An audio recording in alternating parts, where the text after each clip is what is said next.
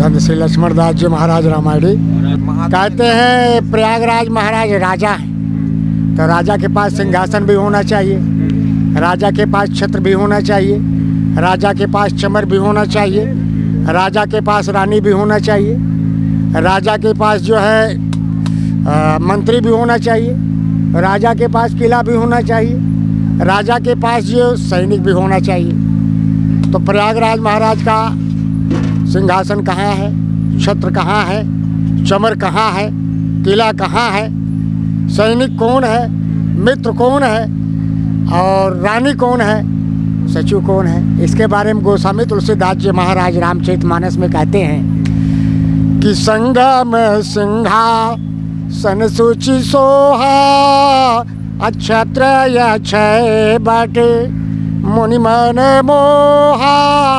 संगम ही तीर्थराज प्रयाग महाराज का सिंहासन है और अक्षय बट ऐसा बट है कि जब महाप्रलय आता है, जैसे पानी ऊपर बढ़ता है अक्षय बट उसमें तैरता है। आदि नारायण छोटा सा बालक बन करके आकर के इस पर जो है शयन करते हैं। जब उनकी निद्रा भंग होती है तो पुनः सृष्टि की विचार करने के लिए, सृष्टि का विस्तार करने के लिए विचार करते हैं। सारे दुनिया का प्रलय हो जाता है लेकिन प्रयाग का नहीं है। और संगम प्रयागराज महाराज का सिंहासन है और छत्र स्वयं प्रयागराज महाराज का एक छत्र अक्षय बट है। चमर जमुन अरु गंगा तरंगा देखी हो दुखदारी दभंगा।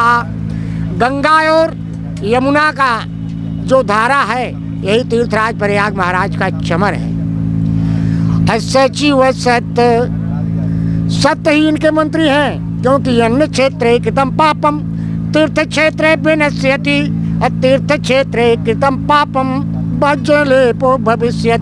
अन्यत्र किया हुआ पाप यहाँ नष्ट हो जाता है प्रयागराज महाराज के दरबार में, और यहाँ कोई पाप कर लेना तो कभी नष्ट नहीं होता है। इसलिए सचिव सत्य, क्योंकि धर्म न दूसर सत्य समाना आगम निगम पुराण बखाना नहीं सत्य सम पातक पुंजा।